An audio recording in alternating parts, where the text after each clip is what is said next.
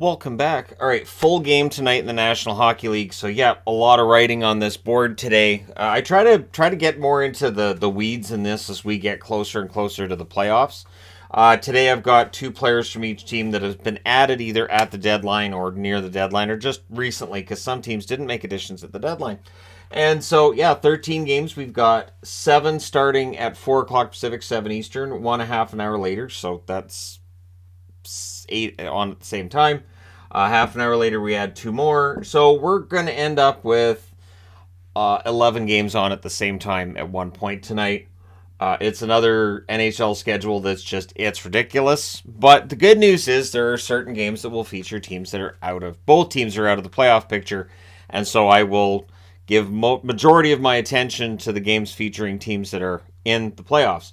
Starting with at 7 Eastern, 4 Pacific, the Carolina Hurricanes and the New York Rangers. The Rangers have won the first 2 meetings in this series this year. January 3rd, it was 5-3. February 11th, it was 6-2. The fourth and final meeting will be on March the 23rd.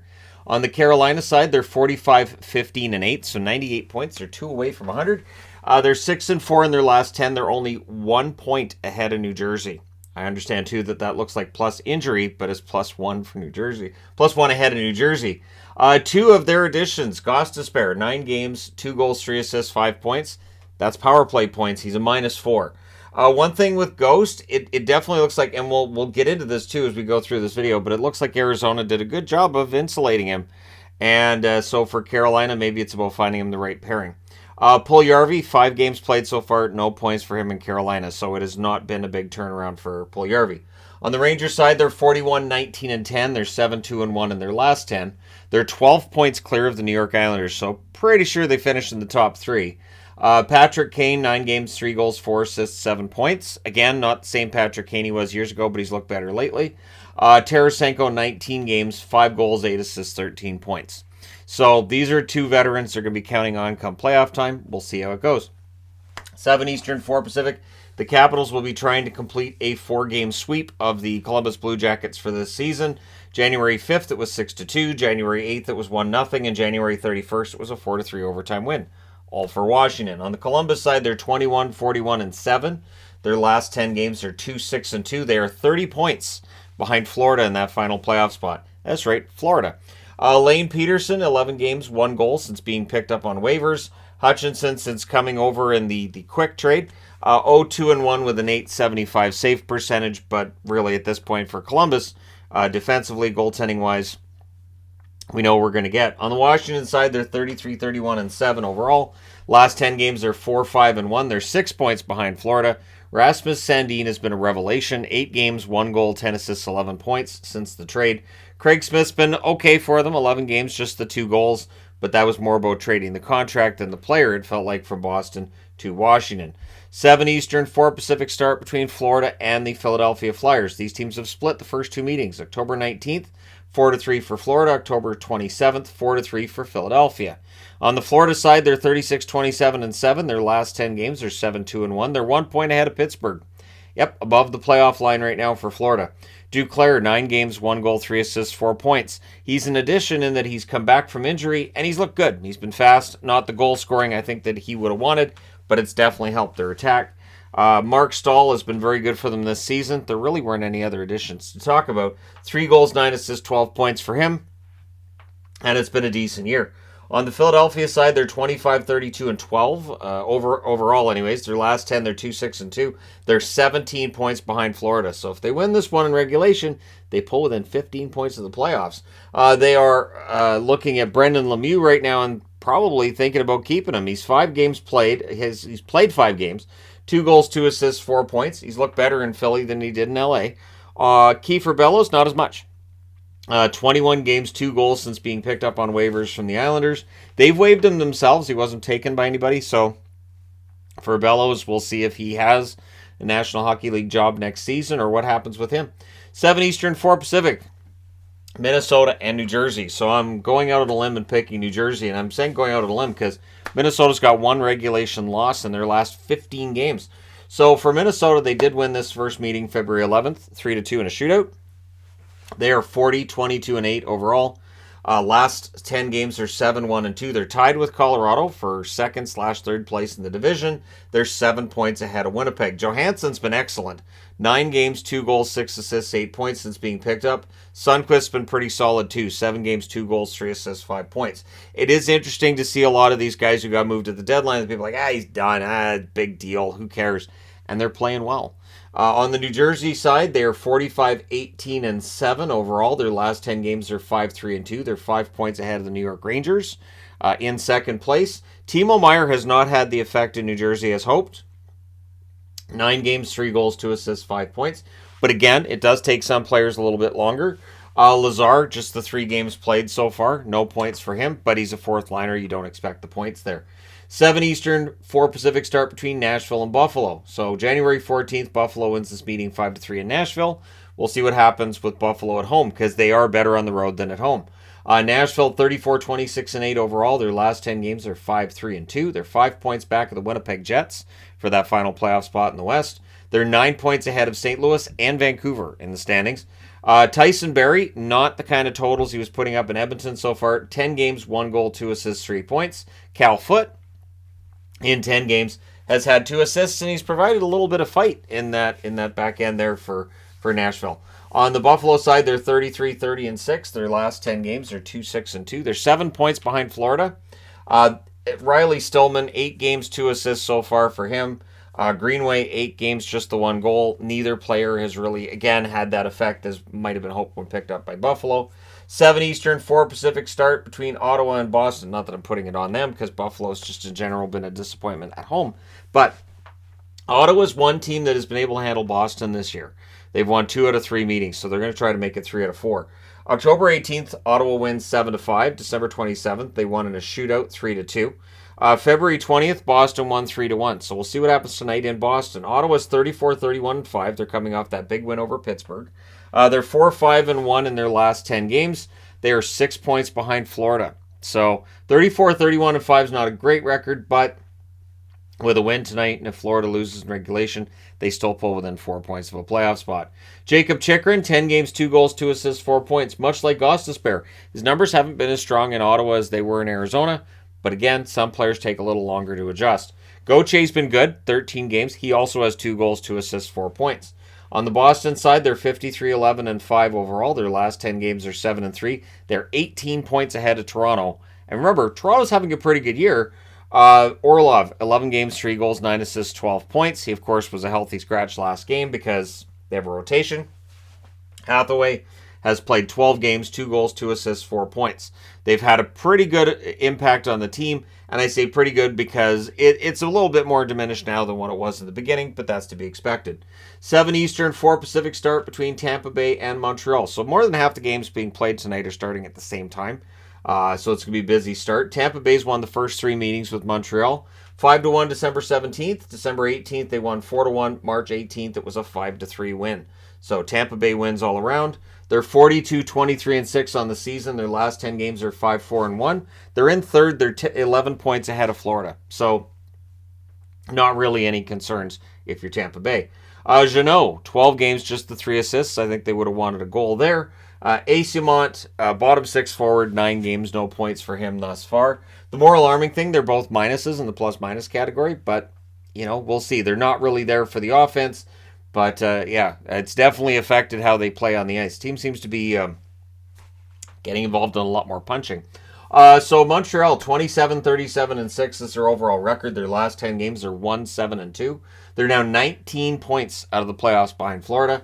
Gurianov, 11 games, 5 goals, 1 assist, 6 points. Excellent run for him. Tierney's been good too. 12 games, 1 goal, 4 assists, 5 points. So glad to see him getting a shot and playing relatively well. 7:30 Eastern, 4:30 Pacific start between Toronto and the New York Islanders. November 21st, it's a 3-2 win in overtime for the Islanders. January 23rd, a 5-2 win for Toronto. The Leafs are 42-18-9 overall. Their last 10 games are 6-3-1. They're 3 points ahead of Tampa Bay. Gustafsson, just the 6 games played and 1 assist. Gustafsson's numbers were definitely inflated in Washington, and so we're seeing more of the career average kind of numbers from Gustafsson right now. Luke Schenn, just the 4 games played since the trade, and no points, but there weren't really any that were expected with Schenn. The Islanders 36-27-8 overall. Their last 10 games are 6-3-1. They're 1 point ahead of Florida. Horvat 19 games, 5 goals, 4 assists, 9 points. The production's not there, but the play is. He's around the net a lot. I think he's going to be just fine. Again, not every player excels when they hit a new team. Engvall has, though, in 7 games, 3 goals, 2 assists, 5 points for Engvall. Pretty solid pickup for the Islanders at the deadline there. 8 Eastern, 5 Pacific start between Winnipeg and Arizona. Winnipeg's won the first 2 meetings. It has not been easy. 3-2 in overtime on October 28th and 2-1 on January 15th. Arizona 27-32-11. They're 4-3-3 in their last 10. They're 16 points behind the Jets for a playoff spot, and they're 9 points ahead of the Anaheim Ducks in the overall standings. Brett Ritchie in 6 games since the trade, 2 goals, 2 assists, 4 points. Kesselring, who has been given a chance to show what he can do after the deadline, because they don't have a ton of depth on the blue line. And you want to see what you got with Kesselring. You pick him up in a trade. So 4 games for Kesselring and a -3. So overall, and again, it's a small sample size, but we'll see whether or not he ends up in the lineup next year, or if he's a guy who plays maybe as a 7th defenseman or plays in the AHL. Winnipeg, 39-29-3 overall. Their last 10 games are 4-5-1. They are 2 points behind Seattle in the overall standings, in that Seattle's the number 1 wild card. They're 4 points ahead of Calgary because Calgary laid an egg last night in LA that the Flames are going to want to forget quickly. Niederreiter in 11 games in Winnipeg, 4 goals, 3 assists, 7 points. I think he's popular right now. He's played well. Nemesnikov has 2. 9 games, 2 goals, 4 assists, 6 points. There was no indication of that in his play in Tampa.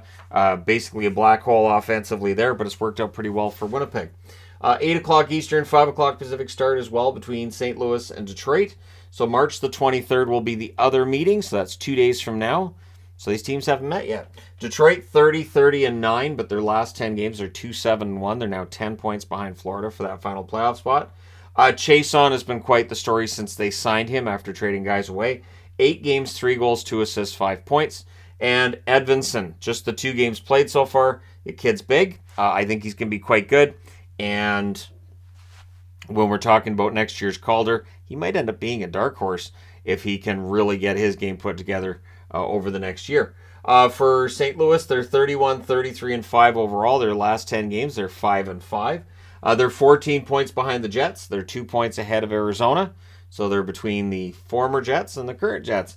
Blaine, 18 games, 6 goals, 3 assists, 9 points, is another really good example of a player that when he was traded, I saw a lot of Rangers fans going, yeah, he sucks. I'm glad he's gone. The guy's terrible. And he's actually got 1 more goal in 18 games for St. Louis than Tarasenko has in 19 games for the Rangers. It's all about getting the right fit and the right player.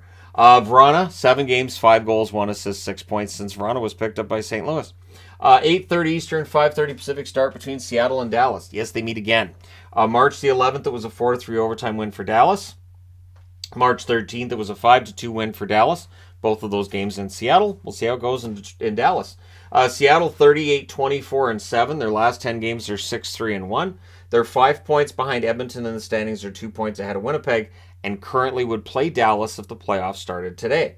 Tolvanen has been fantastic since they picked him up on waivers. 35 games, 13 goals, 10 assists, 23 points. Megna, who was picked up at the deadline, just the 4 games played. He's a depth defenseman. On the Dallas side, they're 38-19-3. Their last 10 games are 7-3. They're only 1 point ahead of both Minnesota and Colorado atop the division at this point. Dodonov, 11 games, 3 goals, 5 assists, 8 points. He's fit in very well in Dallas. And Domi, 8 games, 1 goal, 2 assists, 3 points. I could have predicted a drop in production for Domi because he plays a less prominent role, obviously, with Dallas than he did with Chicago. And so, yeah, the overall numbers with Domi haven't been fantastic, but I don't think that's why they picked him up. I think they wanted a little bit more sandpaper in the lineup. Then we get to 10 o'clock Eastern, 7 o'clock Pacific, so most of these games will be done. This will be winding down, and we get into Calgary and Anaheim. So this better be an entertaining one, and we've got another 7 o'clock start as well. So nothing at 7:30, so it'll be a little bit earlier for me to do my recap video. So far this year, Calgary and Anaheim have split the first 2 meetings. It was a 3-2 overtime win for Calgary on December 23rd. March 10th, it was a 3-1 win for Anaheim. The 4th and final meeting will be on April the 2nd. For Calgary, they're 31-25-15. Their last 10 games are 4-4-2. So 4-4-2 for Calgary, 4-5-1 for Winnipeg. Who wants it is basically the question. They are 4 points behind the Jets, and they're 1 point ahead of the Nashville Predators. Nick Ritchie in 6 games since the trade, 2 goals for him. Stetcher, 9 games, 2 assists for him since the trade from Arizona. On the Anaheim side, they're 23, 37, and 10. Their last 10 games are 4, 3, and 3. They're 25 points behind Winnipeg for that last playoff spot, and they're 2 points ahead of Chicago in the overall standings. Harrington, 9 games, 2 goals, 1 assist, 3 points since being picked up on waivers. And McGinn, also picked up on waivers, 7 games, 1 goal, 1 assist, 2 points. So they've had a little bit of production from guys they picked up on waivers. Anaheim, of course, winding down their season. And then finally, 10 o'clock Eastern, 7 o'clock Pacific, Vegas and the Vancouver Canucks. So Vegas and Vancouver have split the first 2 meetings. November 21st, it was a 5-4 win for Vegas. Then on November 26th, Vancouver went into Vegas and won 5-1. That was the best. I think that was the best game played by Vancouver before the change in coach behind the bench. For Vegas, they're 43, 21, and 6. They're 8-2 in their last 10. Both of these teams are 8-2 in their last 10. That bodes well for this one. The Vegas Golden Knights are tied with LA atop the division, so they should be highly motivated tonight to get 2 points clear of LA. They are 4 points ahead of Edmonton. So Edmonton's right in the hunt right now for first. Bluger, 9 games since being picked up from Pittsburgh. 1 goal, 3 assists, 4 points. He's done well. Barbashev, 11 games, 4 goals, 4 assists, 8 points. I think he's been very good, a good fit for him in Vegas. On the Vancouver side, they're 31, 33, and 5. They're 8-2 in their last 10, as I already stated. They're 14 points behind Winnipeg, 2 points ahead of Arizona because they have the exact same record as St. Louis. So there you go. St. Louis has the tiebreaker, but yeah, so there you go. Beauvillier in 20 games, 7 goals, 9 assists, 16 points. I think the fact that Vancouver plays a more offensive style of game than the Islanders really shows up when you look at Horvat's production dropping and Beauvillier's going up quite a bit. And I think that's because of the style of hockey being played by the teams. And just really, Beauvillier's been kind of seamless, his transition to Vancouver. And Ratu, since the trade, apologies for saying Ratty, it's Ratu. 3 games, just the 1 assist, of course, with him playing in Abbotsford. It's been a learning experience, it feels like, for Ratu, but there's time. So let me know your thoughts and your picks in the comment section below, as always. Don't forget to hit like and subscribe if you're browsing your way through, you just happened upon this video. Thank you guys so much for watching, for all your support. I will talk to you again soon.